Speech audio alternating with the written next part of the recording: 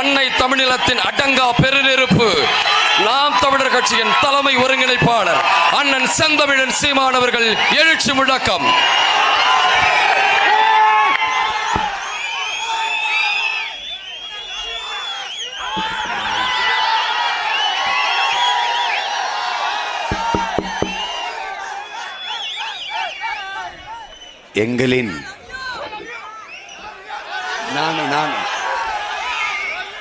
எங்களின் உயிரோடும் உணர்வோடும் கலந்து வாழுகின்ற அன்பு உறவுகள் அனைவருக்கும் வணக்கம்.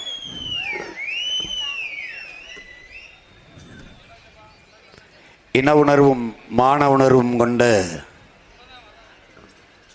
எனதருமை சொந்தங்களே, வீழ்த்தப்பட்ட ஒரு இனத்தின் மக்கள் வேறு கொண்டு எழுவதற்கான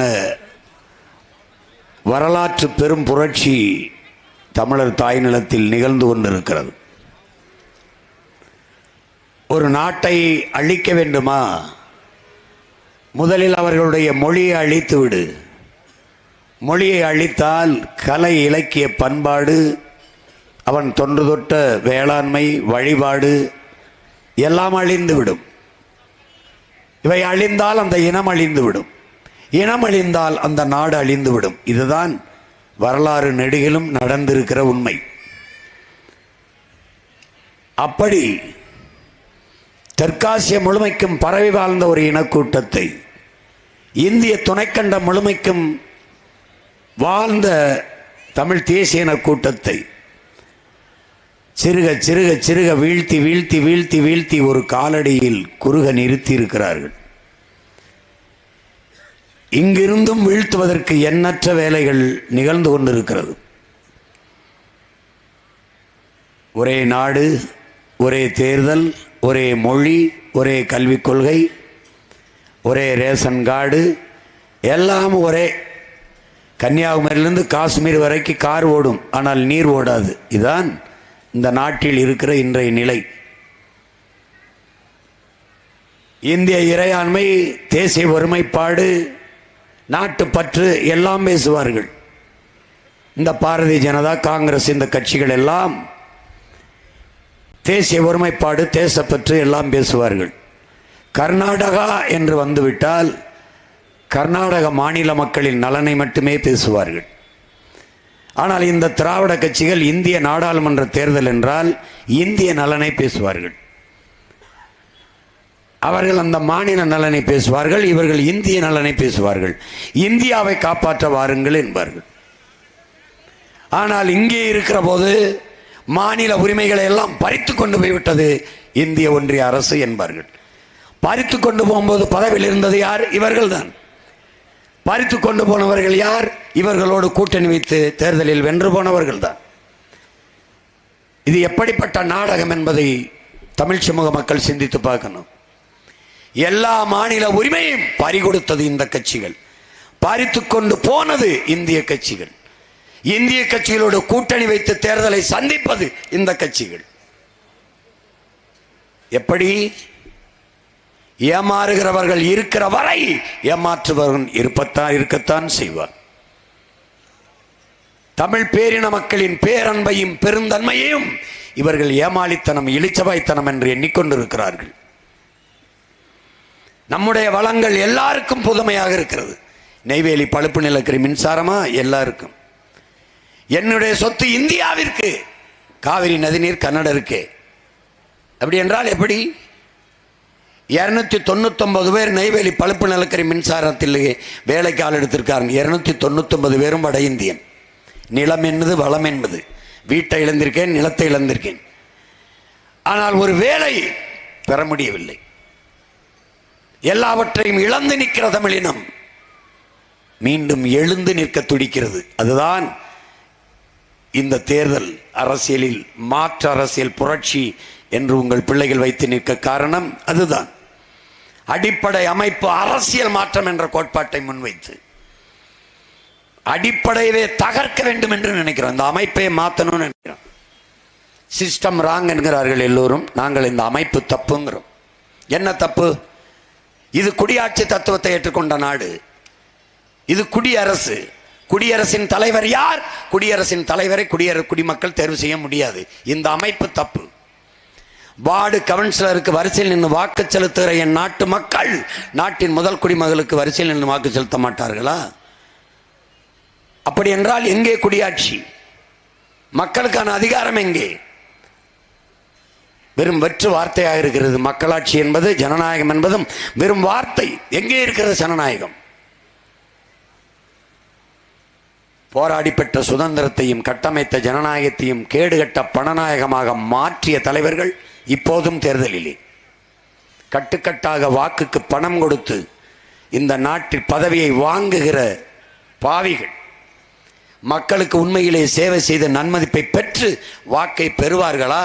அதற்கு யாருக்காவது துணிவு, தெளிவு, தகுதி உண்டா? ஒன்றுமில்லை. ஒரு நேர்மையானவன், ஒரு உண்மையானவன் ஏன் தனித்து மக்களை சந்திக்க பயம்? எதற்கு இத்தனை கூட்டம்? 3 கட்சிகளும் 10 ஆண்டுகள் பாரதிய ஜனதா நாட்டை ஆண்ட கட்சி. ஒரு சாதனையை சொல்லி ஓட்டு கேட்க முடியவில்லை. எதற்கு கூட்டணி?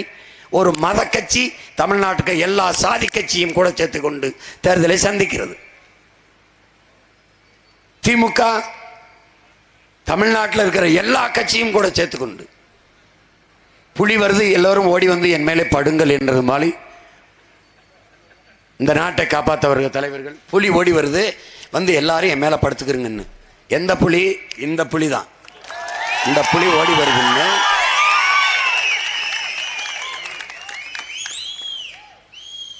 கூட்டத்தில் நிற்பவனுக்கு துணிவும் தைரியமும் வீரமும் தேவையில்லை. தனித்து நிற்பவனுக்குத்தான் துணிவும் வீரமும் தேவை. நாங்கள் உண்மையும் நேர்மையுமாக இருக்கிறோம். என் மக்களை துணிந்து சந்திக்கிறோம்.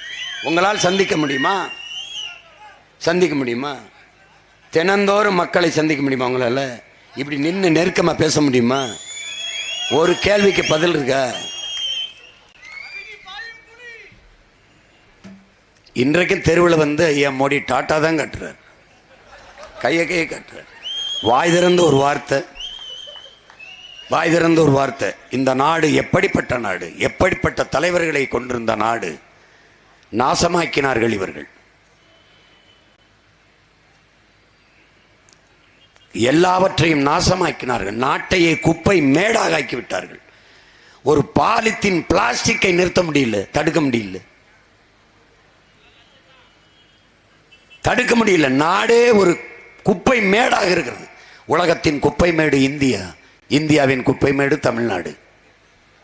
யார் தடுப்பது? அருகில் இருக்க கேரளாவில் ஒரு பிளாஸ்டிக் போத்தலை, ஒரு பாலித்தீன் தாளை நீ போட்டுவிட முடியுமா? அவன் நாட்டை தூய்மையாக வைத்திருக்கிறான். ஆனால் அந்த நிலத்து குப்பையை என் நிலத்தில் வந்து கொட்டுகிறான். கோவையில் கொட்டுகிறான், இங்கே கொட்டுகிறான். இது குப்பை மேடு அவனுக்கு.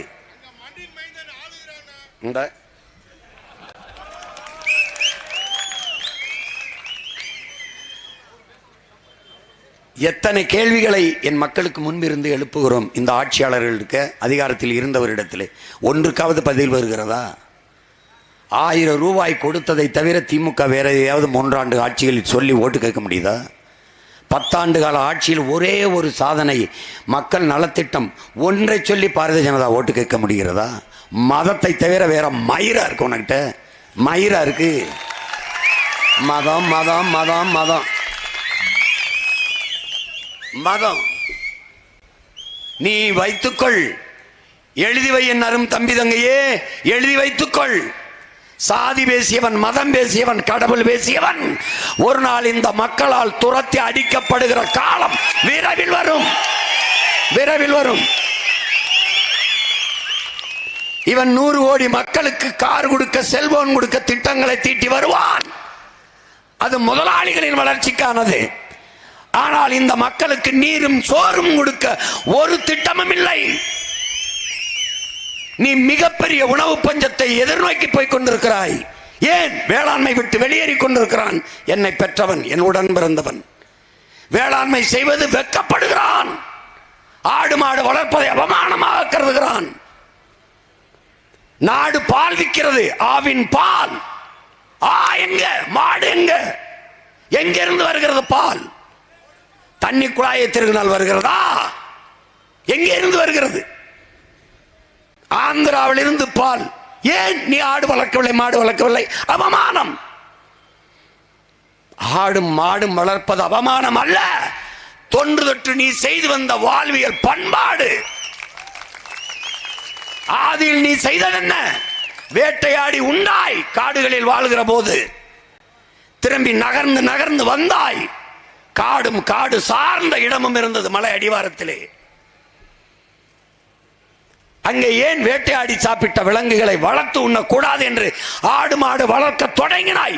அன்று தொடங்கியவன் நீ. இது அவமானம் என்கிறாய்?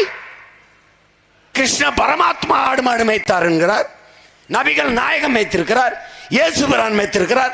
உனக்கு என்ன அவமானம்? மாடு வளர்ப்பது அவமானம். பால் மயிர்க்கா குடிக்கிற? பால் எது குடிக்கிற? எது குடிக்கிற? நெய், ரோஸ்ட், வெண்ணெய், தயிர், மோர், அதெல்லாம் எது குடிக்கிற?